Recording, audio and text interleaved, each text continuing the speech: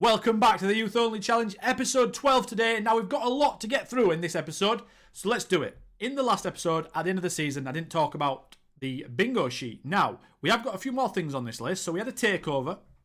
No money got put in or anything like that, but our new chairman is now more accepting of requests. So we've got 2 coaching badges now. We've got the C licence and the B licence, and we're actually also towards our A licence. So we've got these 2. So we're going to tick these 2 right off now. That's a different green, isn't it? We go with that green or the lighter green? I think we'll go with this green because then you guys can see it. Another thing we have got is career earnings of 220k. We haven't got the 250 yet, but we have got the 100. So we are going to tick that one off. That's the wrong one. Black. That's black, Lewis. You went to school. You know green. Right.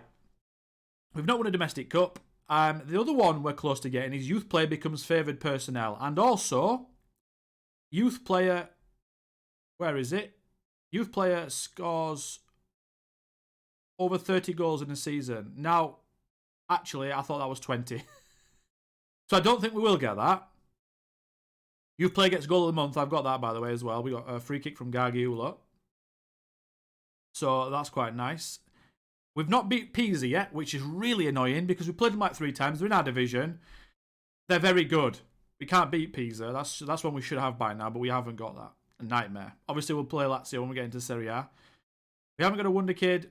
We haven't got a club legend. We haven't managed 500 games yet. The invincible season and score 100 goals and 15 conceded less than 15 might never happen. Unbeaten at home in the league, that might happen. We've not even got an upgrade yet to any facilities. We haven't got anyone on the next gen list. We've got no money in the bank. Reputation still at 2 stars, so we can't even tick the 2.5 off just yet. Not far away from 2.5 though. Youth player scores over 30. Yeah, I've seen that. Youth player assists over 10 times. We should get that this season. We should definitely get that with Gagula. Oh, there we go. There it is. Youth player scores over 20 a season. I think we'll get that. Vantagiato has 10 so far, I think, or 11. So he should definitely get that. If he goes on an absolute madness, he might get 30, but I doubt he will this season. I think the other players around him need to get better. Right, so first things first, the bingo sheet, and that's all we've got so far. So that's 3, 6, 7 out of 100, which isn't a lot, but a lot of these are going to be ticked off, and we're going to be a bit more active on this screen in Serie A. I don't know how long that's going to take, but there it is. Halfway through season 4, and we are in 11th position with a 7 wins, 4 draws, 7 losses, and 0 goal difference. So we're very, very average again, which is fine by me. Average is very good so far.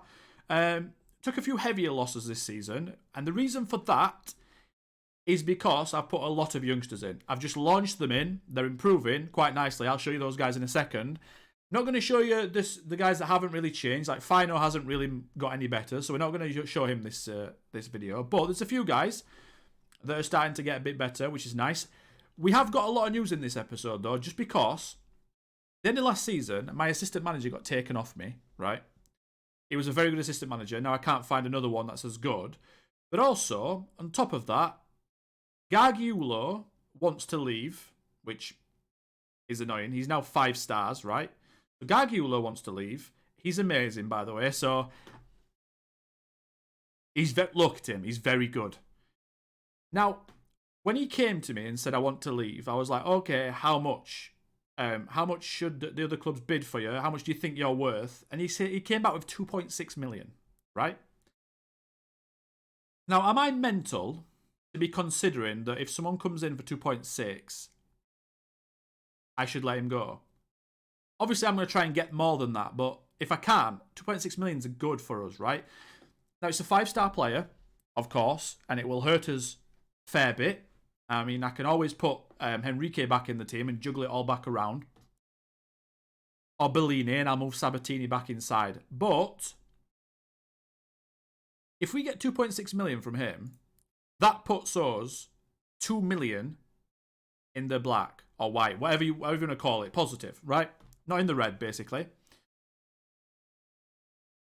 Now, when that happens, I can then instantly go to the boardroom and ask for a junior coaching and a youth recruitment upgrade. So, I'm not saying do we sacrifice Gagula. These are decisions we're going to have to make, but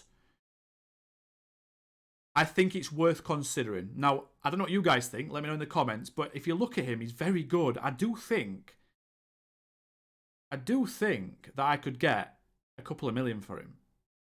He's definitely a top-end Serie B player. He's soon to be 20. I don't know how much potential he's got left, but his physicals have come on well this year. Look, if you look at the bottom as well, you can't see it, but he's got an average rating of 7.17 in the league, so he's killing it, really. Playing centre midfield this year as well, not DM. But yeah, I think it's something we've got to think about, to be honest. I think he allows us to do a lot with that money. So Gagula's one that wants to leave.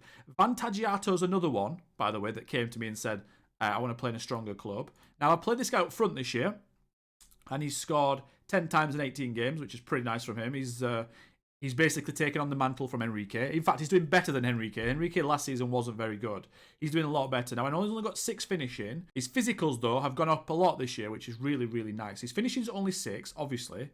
But he's scoring over his XG, so that's all that I care about, to be totally honest. His off the ball's gone up to 16, which is really nice. He gets in a lot of good positions, and this season he's been finishing quite a lot. So I don't want to let go of him because he's my striker, and it's really hard to find strikers, and he's keeping us up, not single-handedly, but you always need someone at the top end of the pitch that can put the ball in the net if you're struggling a little bit, and that's what he's doing so far.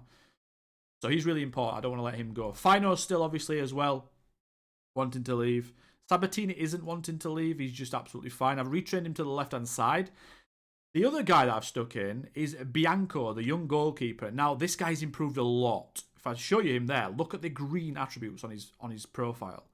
His mentals need a little bit of work, but if you look, positioning, decisions, concentration, bravery, anticipation. Well, less so the anticipation, but the others are 9, right? That is, if those change to 10, he would instantly look a lot better, right? Because double-digit stats look way better than single-digit. It's just how it does. It's how our brains work when we're playing Football Manager. So as soon as command of area goes to 10, which is what I'm training him on right now, and all these go to 10, he's going to look like a really good keeper. Now, he's quite good. 4 clean sheets in 15 isn't great, but I figured he's only a half star worse, or he's slightly worse, than Biagini. And Biagini's not getting any better, and this guy's got plenty of potential. So I just launched him in. He's got good physicals as well, good agility and balance, which is really nice. Natural fitness and jumping, which is also good. He's a good height, 6'1". So I've launched him in. He's played every game but 3 because he got injured. And I'm really excited about him. I just think he's just going to keep going and going and going. He's a potential Serie B standard, which is exactly what we want, by the way. The other one, Piras. Now, Piras is a weird one, because again, it looks like he's getting worse. Every time I click on him and show you guys, he's getting worse. But he's actually a 2.5-star defender, and he's not bad. He's not bad. We could do better. I hope we do better soon, but he isn't too bad. 17 games. He's missed 1 through suspension, I think. 6.71 average rating. We do concede a bit too many goals for my liking, but with him at centre-back against some of the Serie B strikers, it's to be expected. And I do want to keep playing him because he's just as good as the old guys, so I might as well be playing him, right? Just might as well. The other one, which is really surprising, is El Mazi that came through, not last season, the season before, I think. He's played 18 times as well. I've just launched him in. Now, his average rating is not very good, 6.59. And he has cost us a few goals, I'm not going to lie. But he has improved quite a lot. Also, I really like that he's fairly professional and he's not really got any downsides to his game. I can't see any. I think his agility at 7 is probably his lowest. Composure 7. There's no 6s I care about. Finishing 2, not bothered. Free kicks, heading, long shots, long throws, not bothered. Penalties, not bothered. Flair, not bothered. So everything else is pretty good. Vision, not really bothered at 6.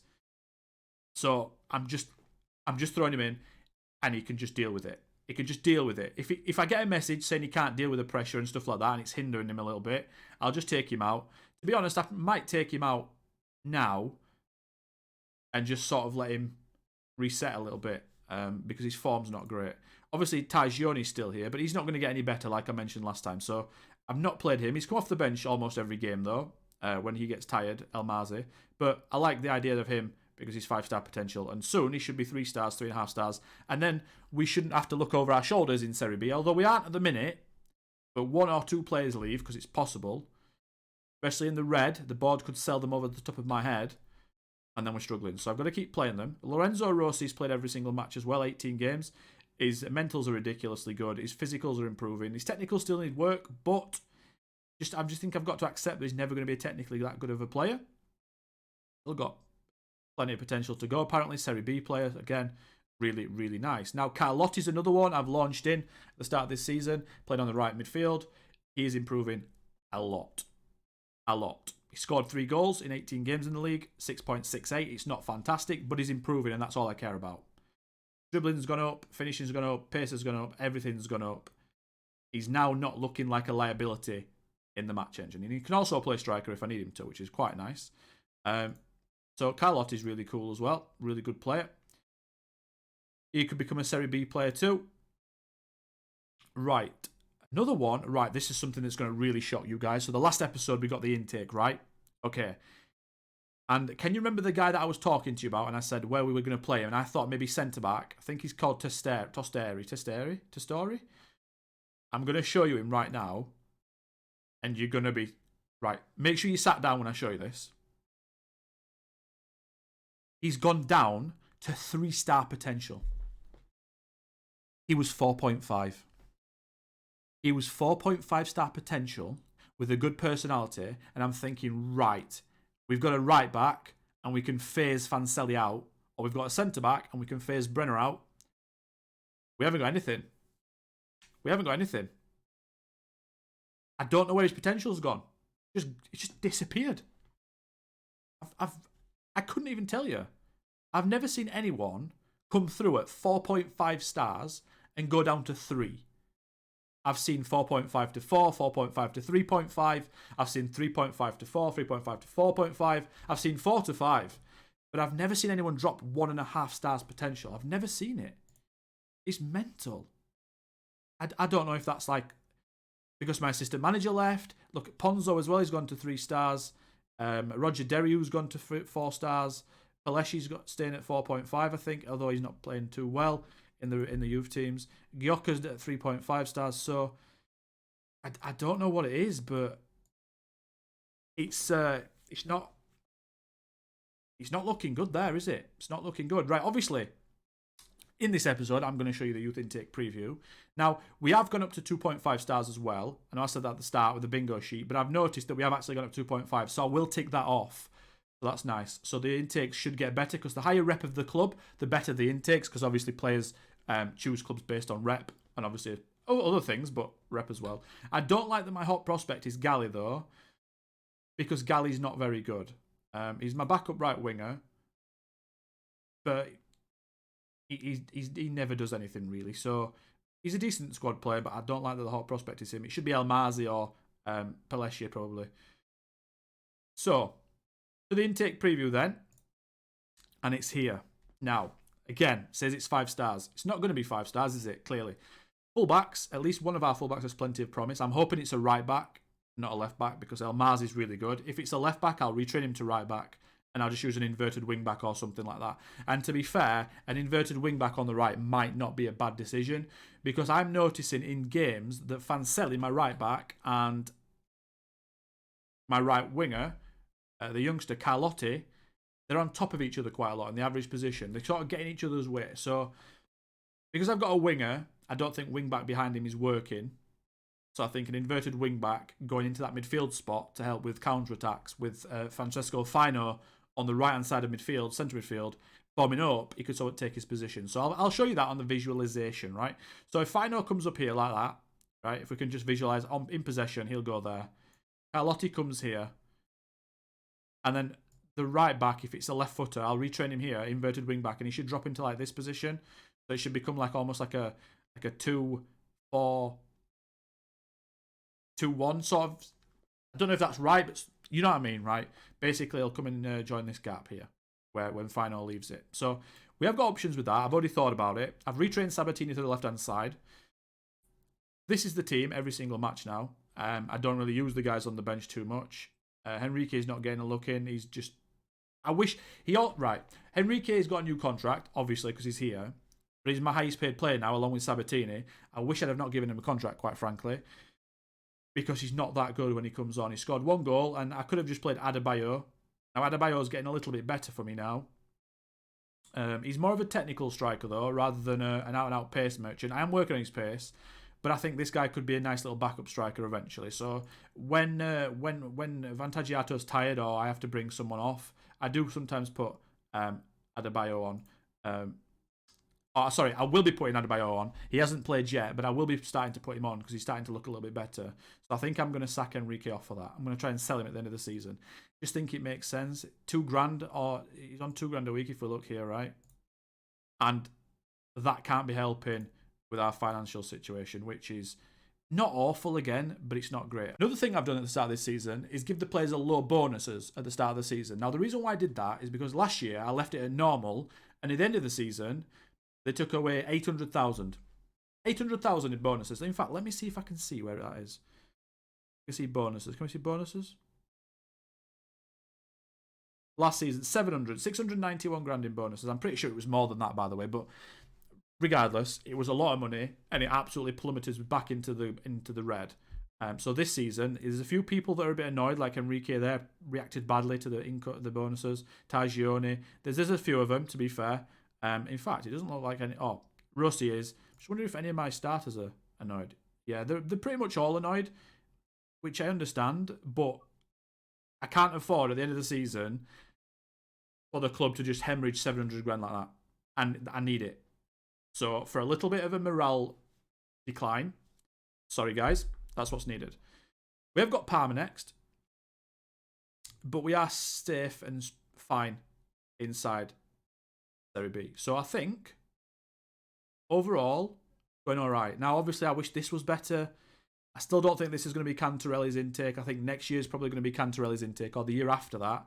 So I'm hoping, alongside the reputation boost that we've got as well now, which is really nice. I think if we just have a look here at the Italian club, right? We go down, we go down, we go down. We're here, Serie B. Piacenza, Serie B as well, and they're only 2 stars. We are literally the lowest 2.5-star team, so we're just over the threshold, which is why I thought we're still 2. We've got a long way to get to 3, but that's absolutely fine. There's a lot of Serie C teams that have got higher rep than us, but the longer we stay in Serie B, it will just keep going up slightly and slightly. So if we get up to here, these are all the teams here in front of us, right? These are all the teams that are going to be able to attract youngsters before we can. So obviously other things come into it, like facilities. But if we look, they've got a fairly basic youth recruitment, so actually we might be in front of them. But there's other teams, Justina, I don't know if they have, but there's a lot of teams with are fairly basic. So actually we might be further up than we thought. Ancona, average. Yeah, so we're the same as them, average. So they'll get better than us. They'll get first dibs on players. So that's probably why our intakes are struggling a little bit. I just need one upgrade to junior coaching and youth recruitment, and our intakes should be so much better. I just can't get that first upgrade, sorry. That's the reason why I was thinking about maybe letting Gagula go. Now, Verona want him in Serie A. The transfer window's about to open, so I will let you guys know in the next episode when we get our intake what happened there. But that's going to be all that for today's video, guys. I just thought I'd let you know what's going on, the players that are coming into the team, how they're getting on, how we're getting on, all the news around the whole squad in terms of my coaching badges and Enrique signing a contract. Been a lot to digest. It's a bit wordy. Apologies for that. Please hit the like button on the video. Please hit the subscription button on the channel. It's absolutely free. And until next time, I'll catch you then. Goodbye.